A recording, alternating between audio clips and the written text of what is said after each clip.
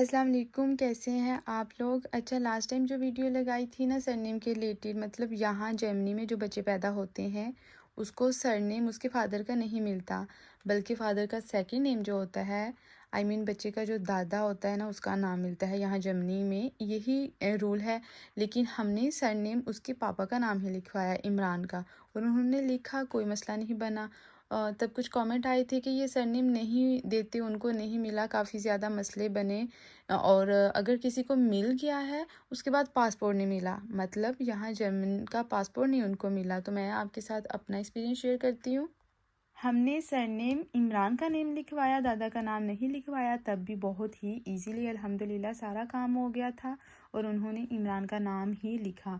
बस उन्होंने ये पूछा था कि क्या मतलब पाकिस्तान में ऐसा ही होता है, कोई कानून है। हमने बताया कि हाँ, मतलब पाकिस्तान में तो सरनेम कोई भी हो सकता है, तो हम उसके फादर का नाम ही लिखवाना चाहते हैं, क्योंकि हमारी पहली बेटी का नाम भी जो पहली बेटी का जो सरनेम है वो भी उसके फादर का नेम है, दादा का नेम नहीं। तो हम यही रखना चाहते हैं।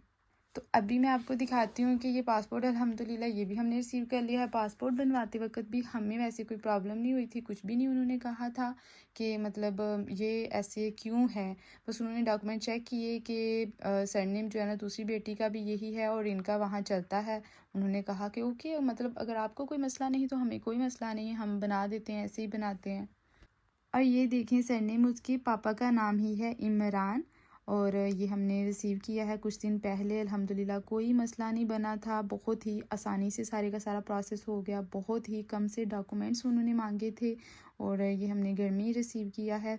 मेरे ख्याल से 2 से 3 वीक के अंदर अंदर ये बन के आ गया है। तो मैंने आपके साथ अपना एक्सपीरियंस शेयर किया है। हो सकता है कि कुछ लोगों के साथ ऐसा हुआ हो, मुझे नहीं पता कि वो रियलिटी है या नहीं। मैं अपना एक्सपीरियंस शेयर कर रही हूँ कि हमें वैसे कोई मसला नहीं बना। बहुत ही आसानी से हमारा जो यहाँ का बर्थ रजिस्ट्रेशन कार्ड होता है ना, वो भी बहुत आसानी से बन गया था। वहाँ पर भी उन्होंने कोई मसला नहीं बनाया कि जी आप ये नाम नहीं लिख सकते या हमने नहीं लिखना। और पासपोर्ट भी बन के आ गया है। मतलब सारे ही डॉक्यूमेंट्स हम बनवा रहे हैं, कहीं पर कोई भी प्रॉब्लम नहीं आ रही। यहाँ पर जो पाकिस्तान एम्बेसी है वहाँ पर भी हमने रजिस्ट्रेशन करवा दी है अबिश की, कि क्योंकि हमने पाकिस्तान भी कल को जाना है, वहाँ पर भी रजिस्ट्रेशन होनी चाहिए कि ये हमारा बच्चा है और यहाँ पर इसकी पैदाइश हुई है। और एक सिस्टर का कमेंट था कि यहाँ पर जो भी बच्चा पैदा होता है उसको जर्मन नेशनैलिटी मिलती है, चाहे पेरेंट्स के पास ना हो। नहीं, ऐसा नहीं होता। लेकिन कुछ केसेस में ऐसा हुआ है। मेरी 1-2 दोस्त हैं, उनके केस में ऐसा हुआ है कि उनके पास जर्मन पासपोर्ट नहीं है, इसके बावजूद उनके बच्चों को मिला है। यहाँ पर प्लास्टिक और बॉटल्स को ऐसे ही नहीं फेंक सकते, हम इस तरह से फोल्ड करके अच्छे से, और पेपर जो है उनको भी अच्छे से फोल्ड करके, ताकि वो कम से कम जगह लें, फिर ही फेंकना है। मतलब आपका आधा दिन जो है ना वो कचरा फेंकने में लग जाता है। ओह माय गॉड, कि आपने पेपर्स को भी छोटा छोटा करना है, प्लास्टिक भी आपने अच्छे से फोल्ड करके फेंकनी है, और जब नीचे फेंकने जाना है तो तब भी अलग अलग बॉक्सेस उसके होते हैं।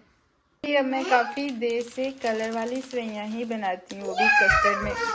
क्या यार, आज तो मैं ये बनाने लगी हूँ। ये भी पसंद है मायरा को, है ना। किंडर गार्डन भी लेके जानी है साथ। ओके ठीक है, ओके। बिल्कुल सादी। ओ वो भी उठ गई है। कुछ मेरी दोस्तें डाइटिंग पर हैं।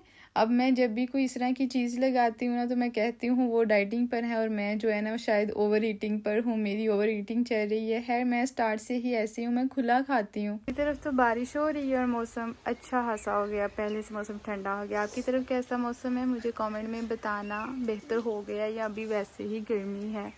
यहाँ पर पहले इतनी प्यारी, वो इधर ये चिड़िया अभी सही नज़र नहीं आ रही। मेरी सिस्टर पूछ रही थी कि ये खुद लगाए हैं। हाँ, मतलब वो जो शाह होती है ना, ये उसी से हैं।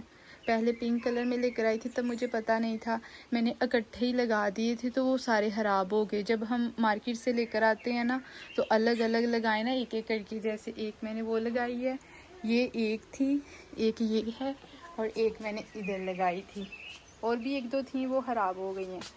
तो फिर ये अच्छे आते हैं। फर्स्ट टाइम मुझे भी नहीं पता था, और वो सारे के सारे ख़राब हो गए। अब तो इस पर माशाल्लाह इतने प्यारे प्यारे फूल आ गए हैं, वो काफ़ी बड़ा हो गया।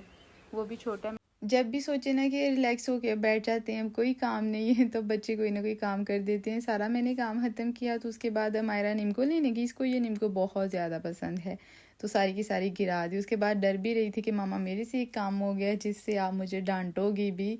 तो मैंने सोचा चलो खैर अब मैं क्या डांटूँ। उसके बाद अचार का भी ऑयल वगैरह गिरा हुआ था, वो भी पहले इसने बाहर गिराया, उसके बाद ऐसे ही उठाकर अंदर रख दिया। ऑयल वगैरह उसका भी बाहर आ गया था। अभी जब मैं साफ़ कर रही थी ना, तब भी बार बार उठा रही है कि मैं मतलब ये खा लूँ। पता नहीं क्यों ये इसको इतनी मज़े की लगती है, मुझे खैर इतनी पसंद नहीं आई थी और तब से ऐसी पड़ी हुई है। ये अब अमायरा ही ख़त्म करती है।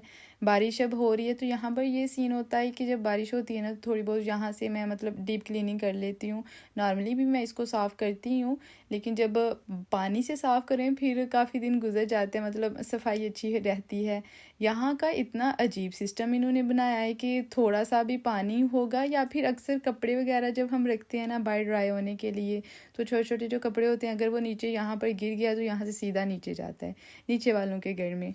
तो जब कपड़े चले जाते हैं, दूसरी चीज़ें चली जाती हैं, तो पानी ने भी जाना ही जाना है, तो बहुत ज़्यादा एहतियात करनी पड़ती है। यहाँ पर हम कोई भी ऐसा वैसा काम ही नहीं करते, इसलिए जब तेज़ बारिश होती है फिर मैं जल्दी से इसकी सफाई कर लेती हूँ। आज मैं काफ़ी देर तक देखती रही, बारिश तो तेज़ थी लेकिन उसकी डायरेक्शन इस साइड पर नहीं थी, इसकी सफाई ही नहीं हुई। बाकी है जो भी बातें हैं ना, शुक्र अल्हम्दुलिल्लाह के मौसम अच्छा हो गया है। गर्मी पहले से थोड़ी कम हो गई है। जब गर्मी होती है तो गर्मी गर्मी का रोना, जब स्नो होती है तो फिर स्नो स्नो का रोना, और जब फिर मौसम अच्छा हो जाता है तो फिर उसकी भी बातें स्टार्ट ही रहती हैं। अच्छा, जो बात हो रही थी पासपोर्ट के रिलेटेड या फिर यहाँ के सर्टिफिकेट के रिलेटेड, आप जो लोग वीडियो देख रहे हो आप अपना एक्सपीरियंस भी शेयर करना कि आपका एक्सपीरियंस कैसा रहा है इस मामले में। चाहे बात पासपोर्ट की हो या फिर रेजिडेंस कार्ड की हो, मैंने जितनी चीज़ें देखी हैं अभी तक सोशल मीडिया पर इधर उधर स्क्रॉल करके, या फिर कमेंट्स जो भी आते हैं जब इस तरह की वीडियो लगाते हैं, तो मुझे जितना पता चला है ना,